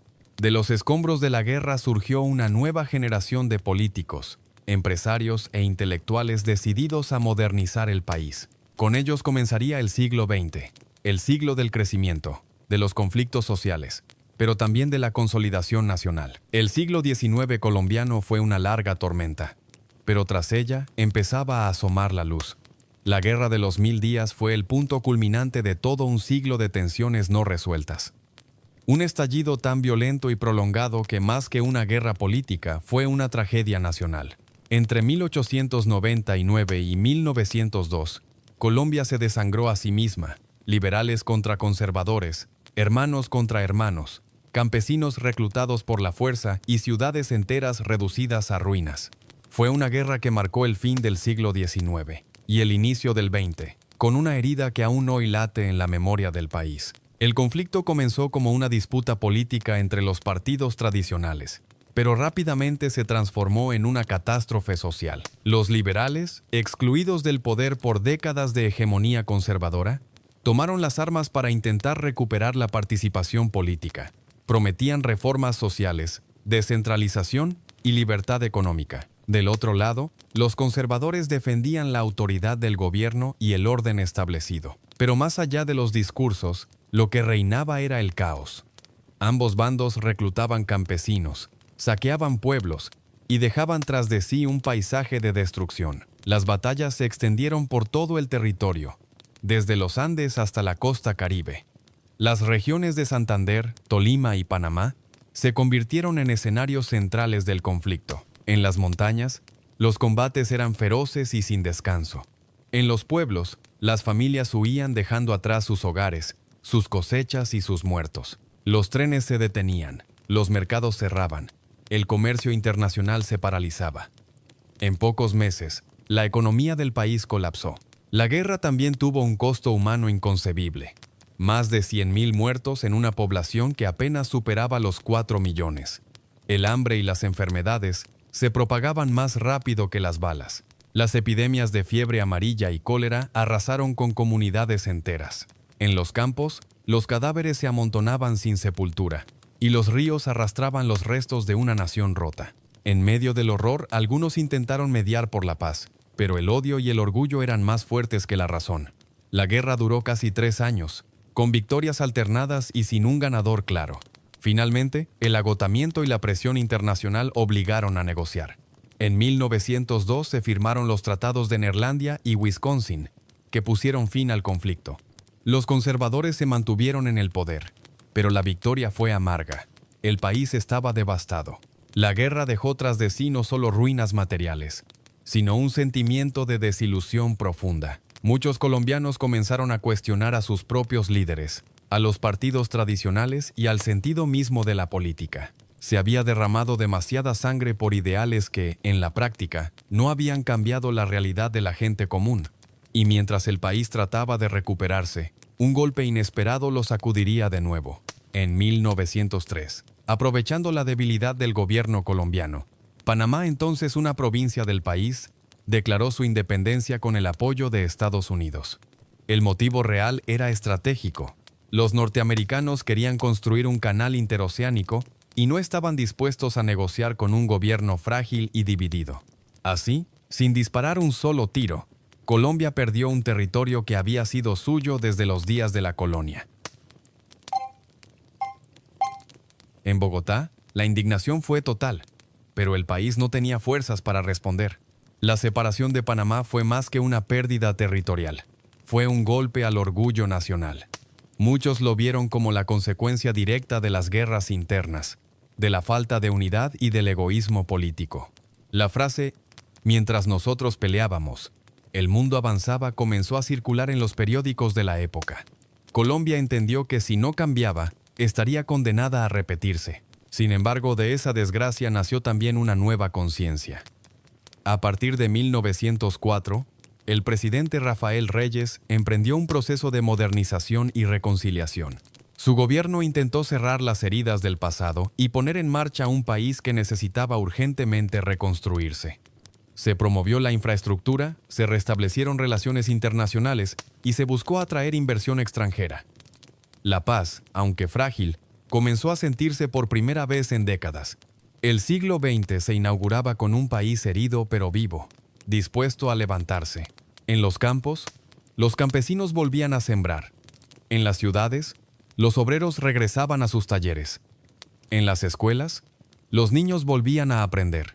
Colombia, por fin, se miraba a sí misma y comprendía que su verdadero enemigo no era el otro bando político, sino la división misma. Las cicatrices de la Guerra de los 1000 días y la pérdida de Panamá quedaron grabadas en la identidad nacional. Eran heridas abiertas, pero también lecciones. El país comenzaba a entender que la verdadera independencia no se lograba con fusiles, sino con educación, desarrollo y unidad. El siglo XIX había terminado en ruinas, pero el siglo XX nacía con un propósito: reconstruir lo destruido y aprender a convivir consigo mismo. El siglo XX comenzó en Colombia con la esperanza de una reconstrucción. Tras medio siglo de guerras civiles, el país anhelaba paz, progreso y modernidad. La economía, impulsada por el auge del café, empezaba a florecer. El producto se convirtió en la columna vertebral del país. Miles de familias campesinas cultivaban el grano en las montañas, mientras comerciantes y exportadores lo llevaban hasta los puertos del Caribe. El aroma del café era símbolo de trabajo, orgullo y, por primera vez, estabilidad. Durante las primeras décadas del siglo, Colombia experimentó una transformación lenta pero visible. Se construyeron carreteras, ferrocarriles, bancos y universidades. La burguesía cafetera comenzó a consolidarse como clase dominante, especialmente en Antioquia, Caldas y Tolima. En las ciudades crecían las fábricas, los periódicos y la vida intelectual.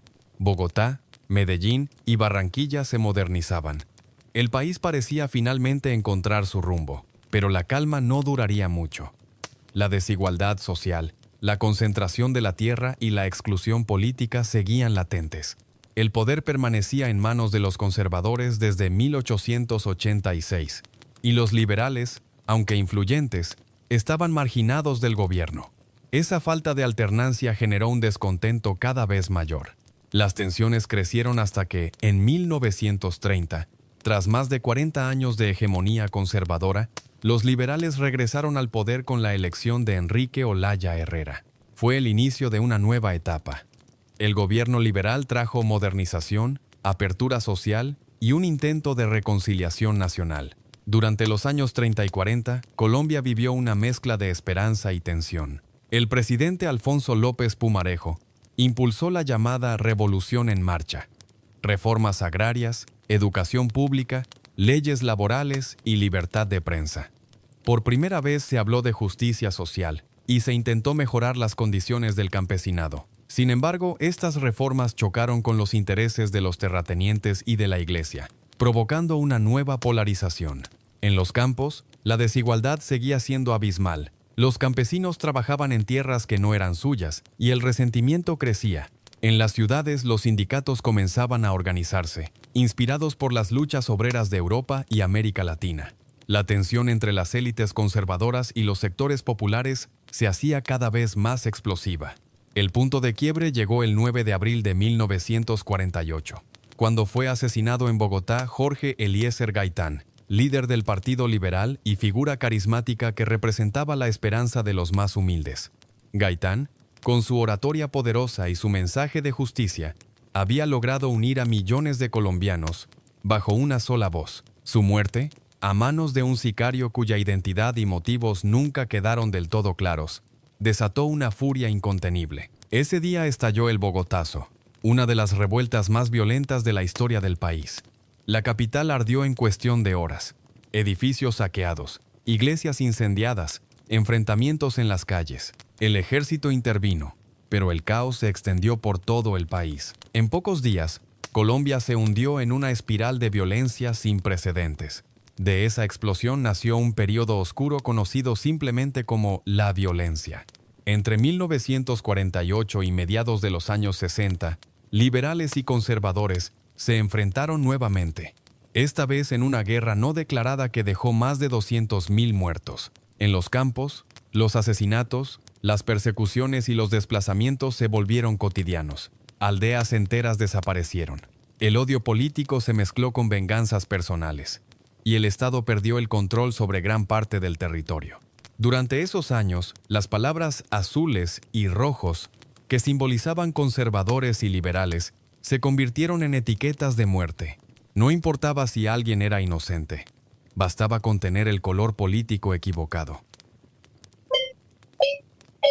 Las iglesias se llenaron de refugiados, las montañas de fugitivos, las historias de crueldad y desamparo pasaron de generación en generación, moldeando un país traumatizado. La violencia solo empezó a disminuir cuando los dos partidos decidieron poner fin a la locura.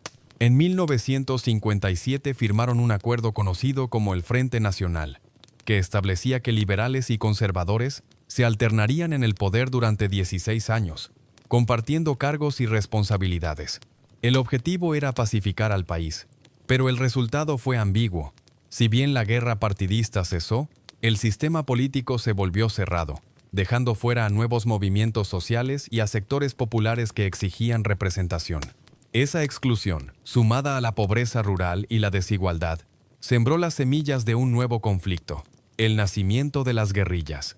En los años 60, grupos armados como las FARC, Fuerzas Armadas Revolucionarias de Colombia, y el ELN, Ejército de Liberación Nacional, surgieron en las montañas, inspirados por la Revolución cubana y las ideas marxistas. El país entraba así en una nueva era de conflicto, más compleja y prolongada que todas las anteriores. Ya no era una guerra entre partidos, sino una lucha entre el Estado, las guerrillas y más adelante los paramilitares. La violencia política se transformó en una violencia estructural, que marcaría a Colombia durante las siguientes décadas. Sin embargo, en medio de la oscuridad, Colombia también resistía. La música, la literatura y el arte florecieron como formas de sobrevivir al dolor. En 1967, Gabriel García Márquez publicó 100 años de soledad, una obra que capturó el alma contradictoria del país, mágica, violenta, hermosa y trágica a la vez. El mundo descubría en sus páginas el espíritu de una nación que, a pesar de todo, seguía soñando. La mitad del siglo XX dejó a Colombia partida entre la esperanza del progreso y el peso de su historia. Pero lo peor y también lo más decisivo aún estaba por venir. La segunda mitad del siglo XX marcó una nueva etapa en la historia de Colombia. Una época de modernización, pero también de dolor, miedo y resistencia. Tras décadas de guerras políticas, el país parecía haber encontrado una relativa calma con el Frente Nacional, el pacto que alternaba el poder entre liberales y conservadores. Sin embargo, esa aparente estabilidad tenía un precio. El pueblo quedaba excluido del juego político y las desigualdades sociales se mantenían intactas. En las sombras, se gestaba un nuevo conflicto que cambiaría el rostro de Colombia para siempre. En las zonas rurales, la tierra seguía concentrada en pocas manos. Los campesinos, sin derechos ni oportunidades, comenzaron a organizarse en grupos de autodefensa. Lo que empezó como una forma de protección ante los abusos del Estado o de los terratenientes pronto se transformó en una lucha armada. En 1964, en las montañas del Tolima, nacían las FARC Fuerzas Armadas Revolucionarias de Colombia, un movimiento marxista que decía luchar por los pobres y contra la oligarquía. Ese mismo año, inspirados por la Revolución cubana, surgía el ELN, Ejército de Liberación Nacional, con un fuerte componente ideológico y religioso. El Estado respondió con represión, pero no con soluciones sociales. La violencia se extendió lentamente por todo el territorio. Los pueblos campesinos quedaron atrapados entre dos fuegos, el ejército y las guerrillas.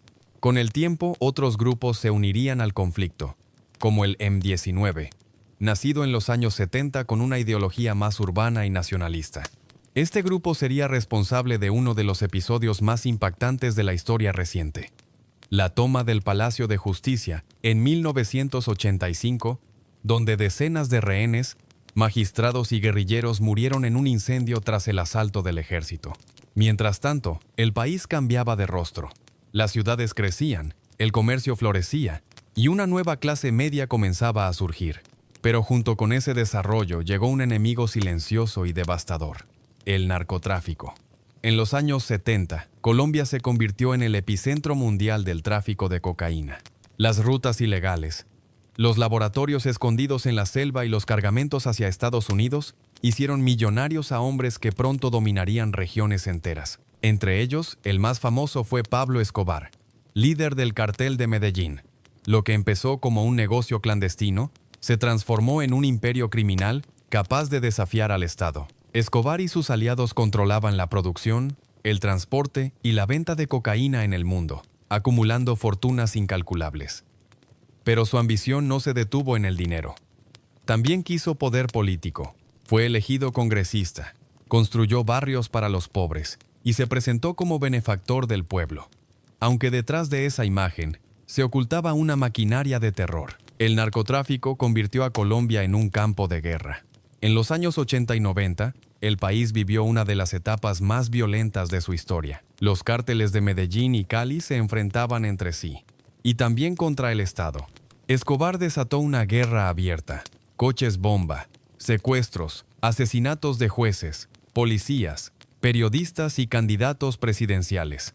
El más recordado fue el magnicidio de Luis Carlos Galán en 1989, símbolo de la lucha contra el narcotráfico. Las imágenes de aquella época estremecen. Ciudades enteras viviendo bajo el miedo, atentados diarios, helicópteros sobrevolando las montañas, y un pueblo atrapado entre el fuego de los cárteles, las guerrillas y los paramilitares.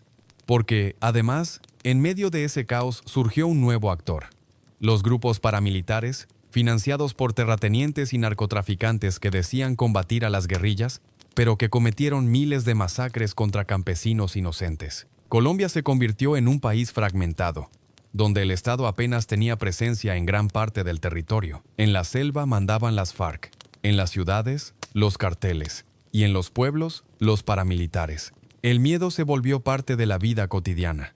Las noticias hablaban de secuestros, tomas guerrilleras, asesinatos selectivos y desplazamientos masivos. Millones de colombianos abandonaron sus tierras, huyendo de la violencia. Sin embargo, incluso en los momentos más oscuros, el país seguía resistiendo. En medio de la guerra, la cultura se convirtió en refugio.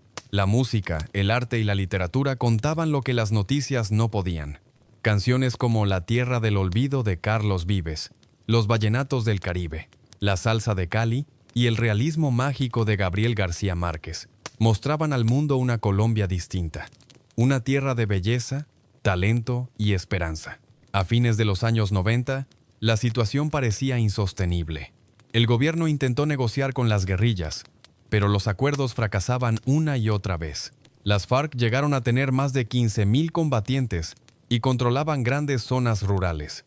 En respuesta, los paramilitares crecían y se expandían. La guerra interna ya no era ideológica.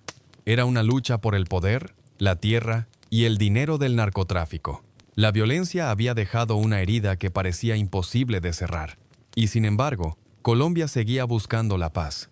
Entre los montes, las selvas y los barrios golpeados por la guerra, miles de personas soñaban con un futuro distinto. Sabían que la historia no podía seguir repitiéndose. El siglo XX terminaba con un país partido entre el miedo y la esperanza. La sangre derramada no había sido en vano. En las entrañas del dolor comenzaba a nacer un deseo profundo de reconciliación. La Colombia del nuevo milenio aún tendría que luchar, pero ahora con otra arma: la memoria. El nuevo milenio encontró a Colombia todavía herida, pero con un pueblo cansado de la guerra y decidido a recuperar su país. Los años 90 habían dejado una nación fragmentada. Las guerrillas controlaban extensos territorios. Los paramilitares imponían su ley en las zonas rurales. Los carteles de la droga se habían infiltrado en la política y el miedo era parte de la vida cotidiana. Sin embargo, a comienzos del siglo XXI, todo comenzaría a cambiar. El país que durante décadas había sido símbolo de violencia, empezó a levantarse, a enfrentar sus demonios y a reconstruir su historia con un solo objetivo: volver a vivir en paz. La caída de los grandes carteles marcó el inicio de esa transformación. Tras años de guerra, el gobierno colombiano, con apoyo de Estados Unidos a través del Plan Colombia, logró debilitar al cártel de Medellín y al cártel de Cali, arrestando o eliminando a sus principales líderes. La muerte de Pablo Escobar en 1993 fue un momento simbólico. El fin de una era de terror, pero también fue el inicio de una nueva etapa, en la que el narcotráfico no desapareció, sino que se fragmentó en redes más pequeñas y difíciles de controlar. El negocio continuó, cambiando de rostro y adaptándose a los nuevos tiempos. Mientras tanto, la guerra con las FARC y el ELN seguía viva. A fines de los 90, el presidente Andrés Pastrana intentó un proceso de paz histórico, entregando una amplia zona desmilitarizada en el Caguán para dialogar con las guerrillas. Durante 3 años, Colombia observó con esperanza, pero también con escepticismo. Las negociaciones fracasaron. Las FARC usaron el tiempo para fortalecerse militarmente y ampliar su control territorial. Fue un golpe a la confianza nacional y muchos sintieron que el país estaba más cerca del colapso que nunca. En 2002 llegó al poder Álvaro Uribe Vélez, un presidente de discurso firme, nacido en Antioquia, decidido a enfrentar a las guerrillas sin concesiones. Su lema fue claro: seguridad democrática. Bajo su mandato, el Estado recuperó presencia en zonas que durante décadas habían estado bajo control rebelde, con operaciones militares de gran escala, apoyo tecnológico estadounidense y la cooperación de la población civil. El ejército logró reducir significativamente el poder de las FARC. Ciudades antes inseguras, como Medellín y Bogotá, comenzaron a transformarse. Sin embargo, la paz seguía siendo esquiva. Los paramilitares, que habían surgido para combatir a las guerrillas, se convirtieron en un monstruo propio. Las Autodefensas Unidas de Colombia, AUC, dominaron regiones enteras, financiándose también con el narcotráfico. Su accionar fue brutal: masacres, desplazamientos forzados y violaciones sistemáticas a los derechos humanos. A mediados de los 2000, el gobierno impulsó un proceso de desmovilización de estos grupos, pero muchos de sus miembros se reagruparon en nuevas bandas criminales, conocidas como BACRIM. En paralelo, el país experimentaba una transformación social. La economía crecía, el turismo comenzaba a renacer, y las grandes ciudades se llenaban de vida cultural. Colombia, por primera vez en mucho tiempo, aparecía en el mundo no solo por su violencia, sino también por su arte, su música y su talento. Medellín pasó de ser la ciudad más peligrosa del planeta a un ejemplo global de innovación urbana. Bogotá se consolidó como centro cultural, y la costa Caribe proyectaba al mundo su alegría y su identidad. A pesar de los avances, el conflicto seguía activo. Las FARC, debilitadas pero aún peligrosas, continuaban atacando poblaciones, secuestrando civiles y volando oleoductos. Uno de los momentos más simbólicos de esa etapa fue la Operación Jaque en 2008, cuando el ejército colombiano logró rescatar sanos y salvos a 15 secuestrados, entre ellos Ingrid Betancourt, quien había pasado 6 años cautiva en la selva. Fue un golpe moral y estratégico devastador para la guerrilla. Con el paso de los años, el país fue cambiando su enfoque. El discurso de la guerra dio paso a la búsqueda del diálogo. En 2010, asumió la presidencia Juan Manuel Santos, quien había sido ministro de Defensa de Uribe, pero adoptó una visión distinta. La paz debía lograrse no solo con armas, sino con acuerdos. En 2012, Santos inició conversaciones secretas con las FARC en La Habana, Cuba, bajo la mediación de países como Noruega, Venezuela y Chile. El proceso fue largo y complejo. Mientras se negociaban los puntos sobre justicia, reparación y participación política, el país se dividía entre quienes creían que la paz era posible y quienes la veían como una rendición. Pero después de 4 años de diálogo, el 26 de septiembre de 2016, el gobierno colombiano y las FARC firmaron oficialmente el Acuerdo de Paz en Cartagena. Por primera vez en más de medio siglo, el conflicto armado más antiguo del continente llegaba a su fin. El acuerdo, sin embargo, no cerró todas las heridas. En un plebiscito nacional, la mayoría votó en contra del texto original, reflejando un país profundamente polarizado. El gobierno revisó el documento y lo ratificó posteriormente en el Congreso. Aún con divisiones, el desarme de miles de guerrilleros se convirtió en un hecho histórico. Por sus esfuerzos, Santos recibió el Premio Nobel de la Paz, un reconocimiento simbólico a la perseverancia de un país que se negaba a rendirse. Desde entonces, Colombia ha seguido enfrentando desafíos. Algunos grupos disidentes de las FARC se negaron a dejar las armas. El narcotráfico mutó hacia nuevas redes, y la desigualdad rural sigue siendo un problema estructural. Pero algo cambió para siempre. La mayoría de los colombianos aprendió que la paz no era solo una palabra, sino una construcción diaria.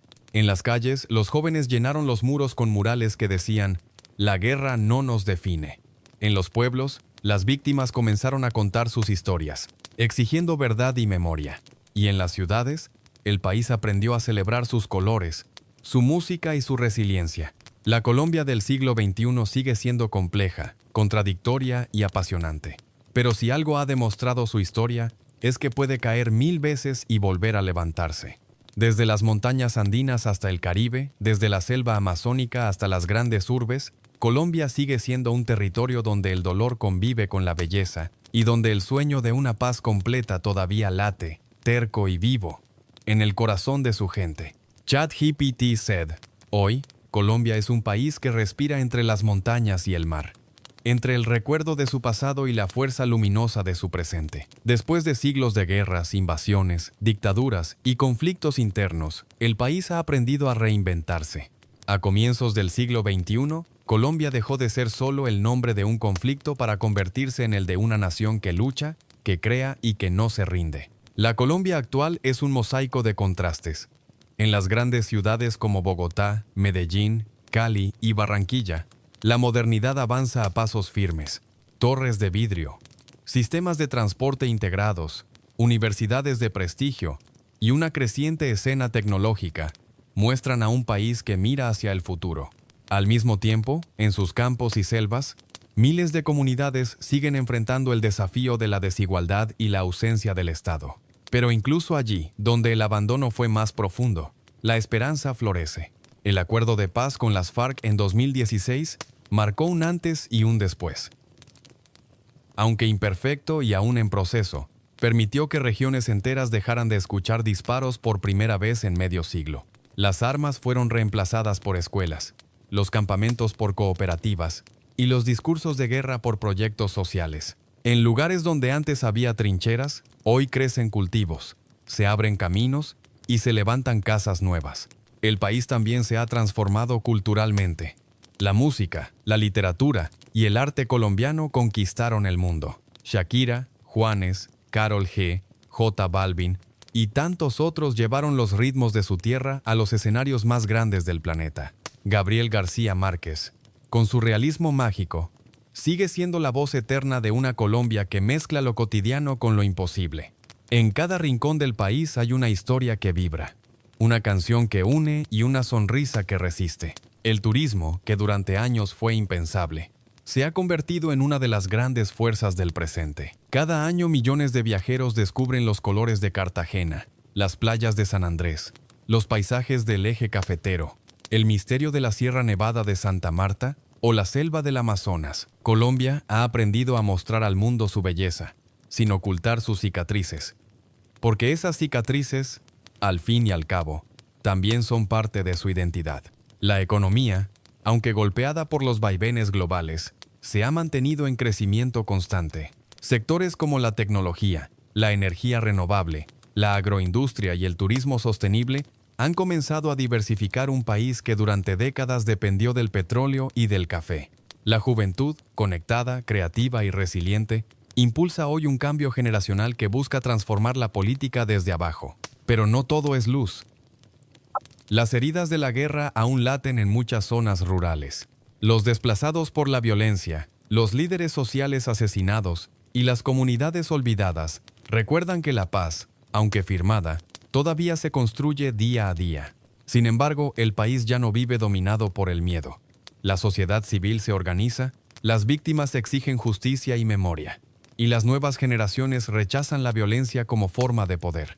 Colombia, que alguna vez fue símbolo del caos, se ha convertido en ejemplo de resiliencia, Su historia es la prueba de que incluso en medio de la oscuridad, la esperanza puede sobrevivir. Hoy, cuando se escucha su nombre, no solo se piensa en conflicto, sino también en talento, alegría, naturaleza y cultura. Desde las montañas del Tolima hasta las costas del Caribe, desde el bullicio de Bogotá hasta la calma del eje cafetero, Colombia sigue siendo tierra de contrastes, de diversidad infinita, de espíritu indomable. Su pueblo, marcado por la historia, continúa avanzando con la mirada en alto, consciente de lo que fue, orgulloso de lo que es y esperanzado en lo que puede llegar a ser. Y así, en este presente donde las cicatrices se transforman en raíces, Colombia demuestra que su historia no termina en la guerra, sino que renace cada día en su gente. Porque si algo ha enseñado esta tierra al mundo, es que la verdadera libertad no se conquista con espadas, sino con la capacidad de volver a empezar una y otra vez.